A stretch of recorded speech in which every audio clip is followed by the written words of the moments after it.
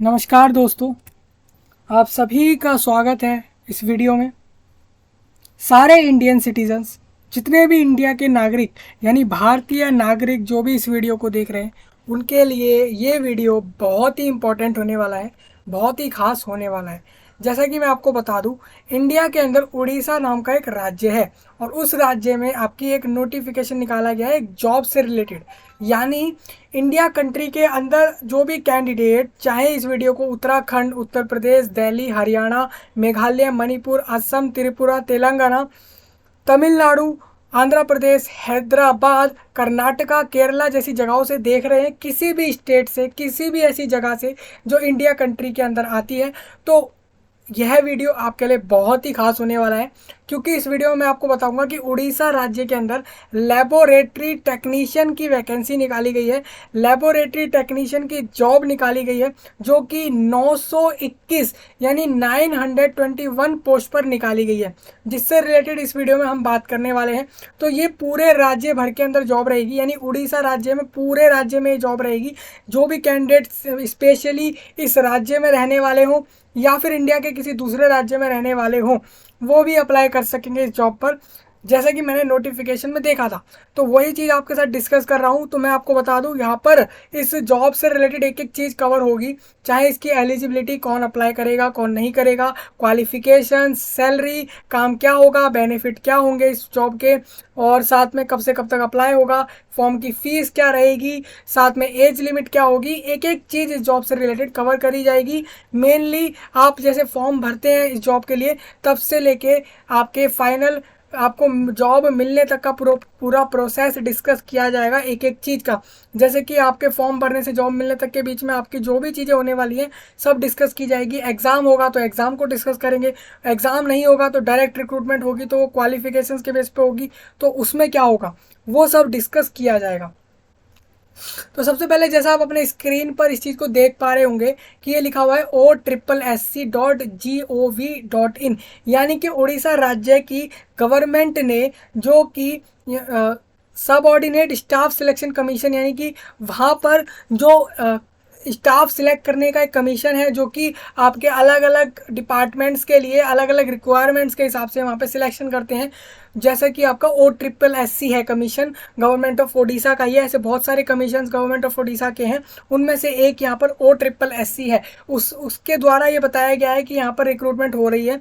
आप देखेंगे तो यहाँ पर आपको रिक्रूटमेंट सेक्शन में भी ये नोटिफिकेशन देखने को मिलेगा।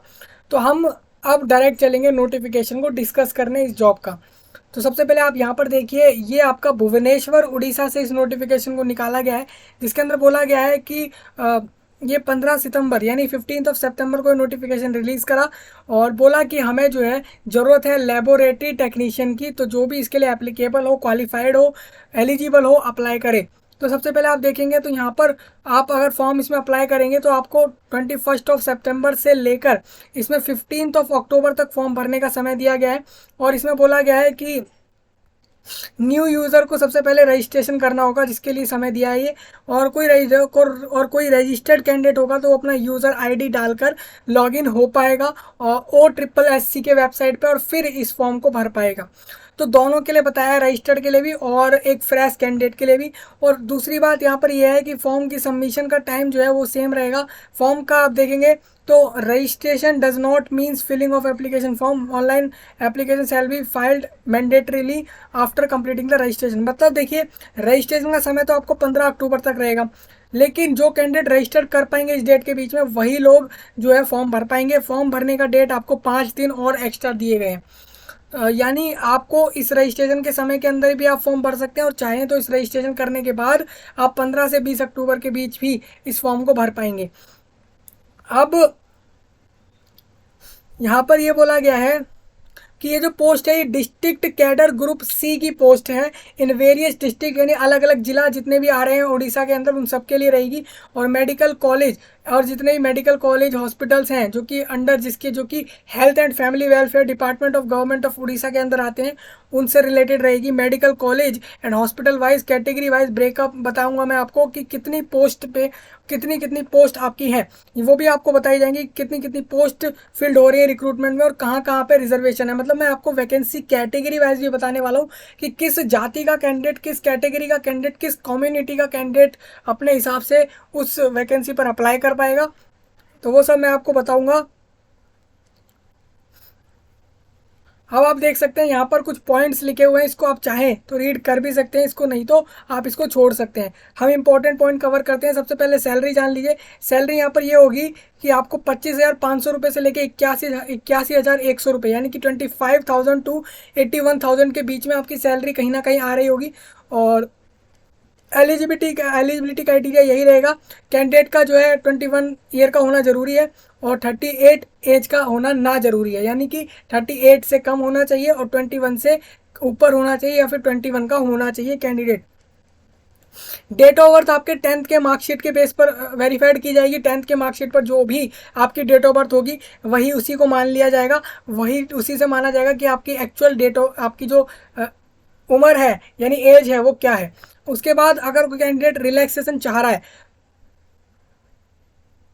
तो यहाँ पर 5 साल का रिलैक्सेशन ओडिशा राज्य के SC ST और SEBC और वुमेन्स कैंडिडेट्स को मिल जाएगा। अब वुमेन कैटेगरी की कैंडिडेट्स अगर किसी दूसरे राज्य की भी होंगी तो उनको भी 5 साल का रिलैक्सेशन मिलेगा, क्योंकि वुमेन को एक अलग कैटेगरी दी गई है। मतलब उनको किसी रिजर्वेशन वाले के हिसाब से नहीं दिया जा रहा है रिलैक्सेशन, उनको जो है एक नॉर्मली एक ओपन कैटेगरी के तौर पर दिया जा रहा है। अब अपर एज लिमिट इज ऑल्सो, अब अपर एज लिमिट जो है वो PWD के लिए यानी डिसेबल कैंडिडेट्स के लिए, डिसेबिलिटी वाले कैंडिडेट्स के लिए 10 ईयर एक्स्ट्रा और मिलेंगी, यानी कि वो 38 की बजाय 48 ईयर के होने तक फॉर्म भर सकेंगे। बाकी यहाँ पे लिखा गया है एक्स सर्विसमैन से रिलेटेड कुछ बातें हैं कि एक्स सर्विसमैन कैंडिडेट्स भी अप्लाई कर सकते हैं। उन एक्स सर्विसमैन वो होते हैं, वो पर्सन जो कि डिफेंस सर्विस कर रहे होते हैं और उनको 6 से ज़्यादा महीने हो गए हों तो वो अप्लाई कर सकेंगे। और भी बाकी सारी चीज़ें यहाँ पे लिखी हुई है। अब अपर एज लिमिट जो उनके लिए जो कि कॉन्ट्रेक्चुअल लेबोरेटरी टेक्नीशियन अंडर, अब मान लीजिए कोई ऐसे कैंडिडेट्स हैं जो कि कहीं ना कहीं सेम इसी पोस्ट पर काम कर रहे हैं, जैसे कि लेबोरेटरी टेक्नीशियन के पोस्ट पर कहीं काम कर रहे हैं और वो चाह रहे हैं कि वो वहाँ की जगह यहाँ काम करें, तो वो अप्लाई कर सकेंगे इन अदरवाइज एलिजिबल सैलरी। उनको 45 ईयर्स तक का रिलैक्सेशन मिलेगा, वो भी अप्लाई कर सकते हैं। उनको इस कैटेगरी में रिजर्वेशन मिल जाएगा। जो कैंडिडेट कोविड-19 के हेल्थ केयर वर्कर्स थे उनको भी यहाँ पर कुछ रिलैक्सेशन दिया जा रहा है, उनकी वेटेज और बाकी सारी चीज़ें लिखी गई हैं और ये सारी चीज़ें आप पढ़ सकते हैं। In order to eligible a candidate must have, अब कैंडिडेट का देखेंगे तो यहाँ पे साइंस पास होना चाहिए एग्जामिनेशन अंडर, यानी कि आप देखेंगे तो यहाँ पर अगर एलिजिबिलिटी बात करें, this provision is applicable for the recruitment only as one time measure. तो यहाँ पर 12th पास साइंस स्ट्रीम के साथ होना जरूरी है और पास होना डिप्लोमा में जो कि मेडिकल लेबोरेटरी टेक्नोलॉजी के अंदर किसी गवर्नमेंट के मेडिकल कॉलेज या हॉस्पिटल से स्टेट के या फिर किसी दूसरे प्राइवेट इंस्टीट्यूट से भी आप पास्ड हैं तो भी वहाँ पे एक्सेप्ट किया जाएगा और बाकी सारी चीज़ें दी गई हैं। अब अदर एलिजिबिलिटी क्राइटेरिया ये रहेंगे, देखिए ये तो मेन क्राइटेरिया रहेगा और अदर आप बाद में रीड कर लेंगे, पहले मेन में आप देख लीजिए। मेन में एक और चीज़ है यहाँ पे कि जैसे कि उड़िया लैंग्वेज जो है उड़ीसा की जो रीजनल लैंग्वेज है, स्टेट लैंग्वेज है वहाँ की, तो वो आपको जो है बोलनी पढ़नी लिखनी आनी चाहिए। साथ ही आपको पास आपने जो मिडिल स्कूल एग्ज़ाम पास किया हो उड़िया लैंग्वेज में, उड़िया लैंग्वेज के सब्जेक्ट में, साथ में आपने उड़िया मीडियम से ही अपना पास किया हो एग्ज़ाम मैट्रिकुलेशन का 10वीं का, और बाकी सारी चीज़ें यहाँ दी गई हैं। नेक्स्ट एलिजिबिलिटी ये रहेगी कि जितने भी कैंडिडेट्स हो, ही शी मतलब कि लड़का या लड़की कोई भी इंडियन कैंडिडेट है तो वो इस जॉब पर अप्लाई कर सकेगा। He she must be good character, और ये अगर कोई मैरिड कैंडिडेट है तो उसको ये ध्यान रखना है कि उसके वो एक से ज़्यादा स्पूस यानी कि एक से ज़्यादा जीवन साथी के साथ ना रहता हो, ये लिखा गया है अगर उसको एलिजिबल रहना है तो, नहीं तो वो एलिजिबल नहीं होगा इस जॉब के लिए। बाकी पॉइंट्स आप यहाँ से रीड कर सकते हैं। अब हम चलते हैं नेक्स्ट, ये एलिजिबिलिटी की बता दिए मैंने। देख जैसे कि आप यहाँ देख भी रहे हैं, इंडियन सिटीजन मतलब कि यहाँ पे हर स्टेट का कैंडिडेट एलिजिबल हो गया इस जॉब के लिए।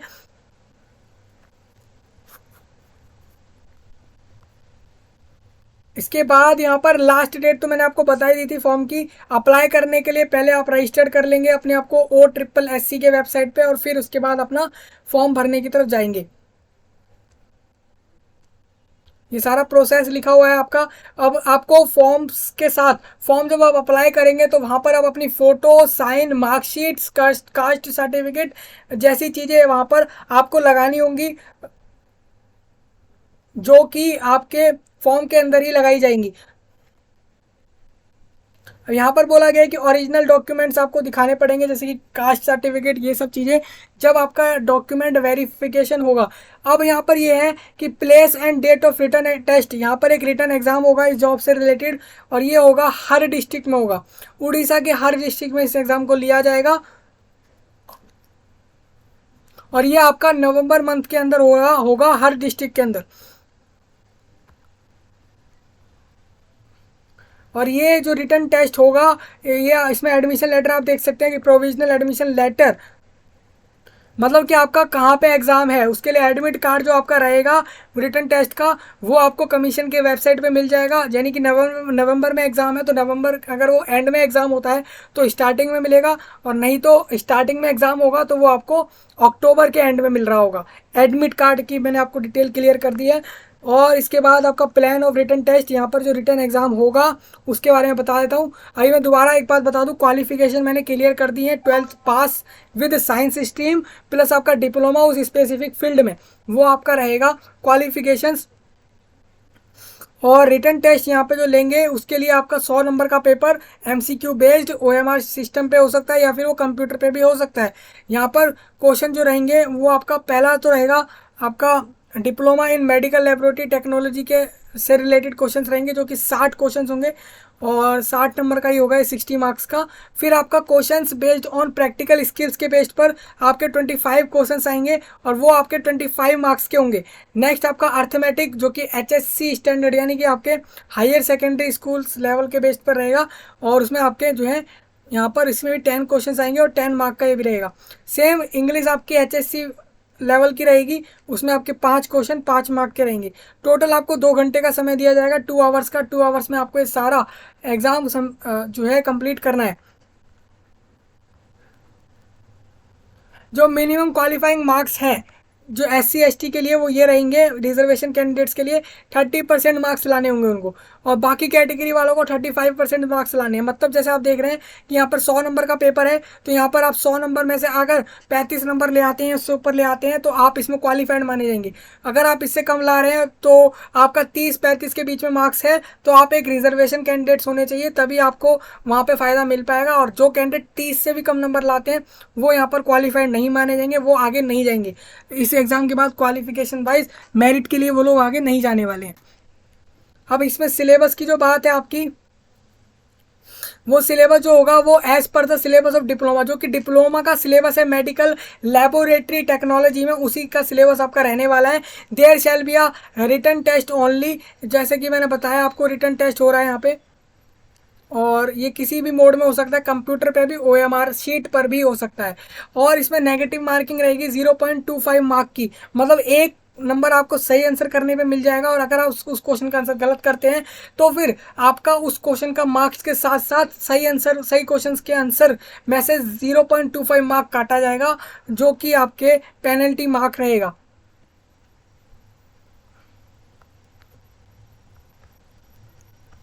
प्रोविजनल मेरिट लिस्ट जो रहेगी वो प्रिपेयर करी जाएगी, जो भी आपके मार्क्स आएंगे रिटन टेस्ट के अंदर उसके बेस पर, and the marks awarded to short term कोविड-19 हेल्थ केयर वर्कर्स के तौर पर अगर आपकी रही होगी, मतलब किसी ने मान लीजिए कोविड-19 में हेल्थ केयर वर्कर के तौर पर करा था कुछ भी, तो उसको उसके बेस पर भी फ़ायदा मिल जाएगा। लेकिन जिसने नहीं करा था उसके सिर्फ और सिर्फ रिटन टेस्ट के बेस पर सिलेक्शन होगा, मेरिट लिस्ट में नाम रहेगा। और स्क्रीनिंग लिस्ट और डॉक्यूमेंट वेरिफिकेशन के बारे में बता देता हूँ। डॉक्यूमेंट वेरिफिकेशन से रिलेटेड यही बोला गया, मैंने आपको पहले ही बताया, वो सारे डॉक्यूमेंट्स आपको दिखाने पड़ेंगे जो आप फॉर्म में लगाएंगे, ओरिजिनल भी और साथ में उसकी फ़ोटो कॉपी भी। और उसके बाद आपके यहाँ पर काउंसलिंग हो रही होगी। और ये आपकी काउंसलिंग से रिलेटेड बताया गया है सब कुछ। और रही बात रिजल्ट की इस जॉब की, तो इस जॉब का रिजल्ट आपको सेम इसी वेबसाइट पे देखने को मिलेगा जहाँ से नोटिफिकेशन अभी वीडियो में कवर करा जा रहा है। अब नेक्स्ट यहाँ पे cancellation of the candidature. Cancellation मतलब कि कैंडिडेट का अगर फॉर्म कैंसिल हो रहा होगा तो और किस किस ऐसे सिचुएशंस में हो सकता है वो लिखा गया है। जैसे कि आपने अगर फॉर्म में रॉन्ग इन्फॉर्मेशन फिल करी है, जानकर भी आप जानते थे और फिर भी आपने ये चीज़ रॉन्ग इन्फॉर्मेशन दी फॉर्म के अंदर, और मान लीजिए बहुत सारे कुछ कंडीशंस होते हैं वो जिसको आपने फॉलो नहीं किया, तो वहाँ पर आपका फॉर्म कैंसिल हो सकता है। अब बात करते हैं हम वैकेंसी की कैटेगरी वाइज और किस किस जगह पर रहेगी वो वैकेंसी। जैसे कि आप देख रहे हैं काम तो आप समझ गए होंगे कि लेबोरेटरी टेक्नीशियन का यहाँ पर पोस्ट है। और कैटेगरी वाइज यहाँ पर मैं आपको बताता हूँ वैकेंसी। जैसे यहाँ पर Acharya Harihar post graduate institute of cancer Cuttack, तो यहाँ पर एक कटक जगह है आपकी, ये उड़ीसा के अंदर कटक जगह है। जैसे कि आप अलग अलग जिला को जानते हैं वैसे एक जिला कटक भी है।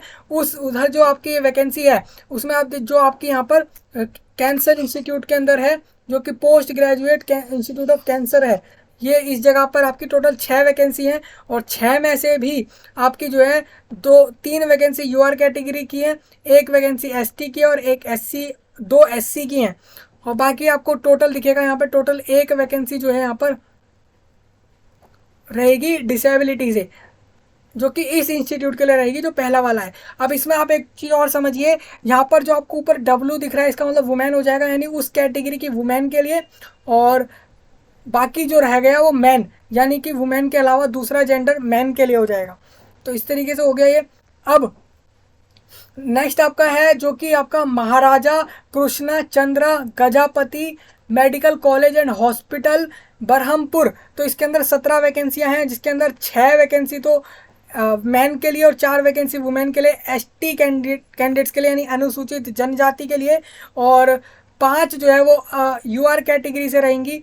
और इस तरीके से टोटल आप कैटेगरी वाइज चेक करेंगे तो ये 17 हो जाएंगी। श्री रामचंद्र भांजा medical college and hospital Cuttack, इसके अंदर भी 33 वैकेंसीज हैं और ये आप अपनी कैटेगरी वाइज चेक कर सकते हैं इसके अंदर भी। सेम इसके बाद आ जाएगा भीमा भोई मेडिकल कॉलेज एंड हॉस्पिटल जो कि आपका बालनगिर में है और इसके अंदर 24 वैकेंसी। सेम आप इसमें आप देखेंगे फकीर Mohan medical college and hospital Balasore के अंदर 16 वैकेंसियाँ हैं।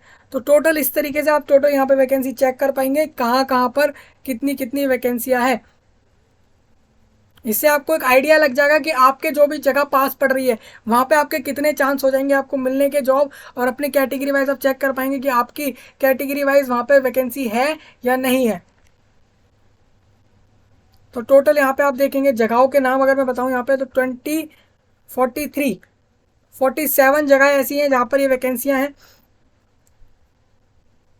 लास्ट आपकी जो है वो सुंदरगढ़ के अंदर है, सुंदरगढ़ उड़ीसा के अंदर सुंदरगढ़ में 34 वैकेंसी, और टोटल इस तरीके से आपकी 921 यानी 921 वैकेंसियाँ हो गई। तो ये पूरा आपका वैकेंसी कवर हो गई है। और ये आपका नेक्स्ट आपकी यहाँ पे एक और चीज़ जो दी गई है वो दी गई है यहाँ पे कि कुछ यहाँ पर नोट दिया गया है। नोट में बोला गया है कि जहाँ पर आपने देखा था स्पोर्ट्स, उसका मतलब ये था कि स्पोर्ट पर्सन यानी कि वो खिलाड़ी, वो कैंडिडेट जो कहीं ना कहीं किसी लेवल तक खेला है, जो कि नेशनल इंटरनेशनल लेवल तक खेला है, तो उससे रिलेटेड उसको फ़ायदा मिलेगा, उसकी वैकेंसियाँ भी होंगी, आपने देखी होंगी वो टेबल के अंदर। सेम आपका जो कैंडिडेट किसी ना किसी डिसेबिलिटी में आ रहे हैं, जैसे कि मान लीजिए वो जैसे कि बेंडिंग और उनको जो है बोलना और साथ में सुनना आना चाहिए, पढ़ना लिखना आना चाहिए, सीइंग यानी देखना और बैठना, ये सारी चीज़ें आनी चाहिए। जो कैंडिडेट ये फिजिकल रिक्वायरमेंट होंगी उनके लिए, जो कि डिसेबिलिटी किन डिसेबिलिटी में आते हैं, जो कि सेक्शन बी वाली डिसेबिलिटी में आ रहे हैं, उनके लिए बोला गया है कि उनकी फिजिकल रिक्वायरमेंट ये सारी उनकी होनी चाहिए। अब वो कौन सी कैटेगरी है, एक तो ये है HI यानी कि हियरिंग इम्पेयर्ड, और OI यानी कि ऑर्थोपेडिकली इम्पेयर्ड, विच इंक्लूड जिसके अंदर आपकी कोई भी एक हो सकती है, जैसे कि आपका बोथ लेग अफेक्टेड हो सकते हैं और नॉट वन आर्म, और वन लेग अफेक्टेड हो सकता है, राइट या लेफ्ट में से कोई सा भी। ये सारी कैटेगरी आपकी डिसेबिलिटी में अगर आ रहे हैं इनमें से किसी में भी, तो फिजिकल रिक्वायरमेंट ज़रूर फुलफिल कर लेना, आप देख लेना, ये सारी चीज़ें आपको आनी चाहिए जो फर्स्ट टू 7 पॉइंट्स के अंदर लिखी हुई है। तो ये मैंने आपको कवर कर दिया है। ये आपका था इस पूरे जॉब का नोटिफिकेशन आपका यही था जो मैंने यहाँ पर आपको अभी कवर किया है। तो देखिए हम नोटिफिकेशन तो हम कवर कर चुके हैं। अब रही बात फॉर्म की, तो फॉर्म का अभी डेट जो जब भी ये डेट जब भी आएगी तभी आपका एप्लीकेशन फॉर्म एक्टिव हो जाएगा और आपको वो वीडियो के नीचे ही मिल रहा होगा।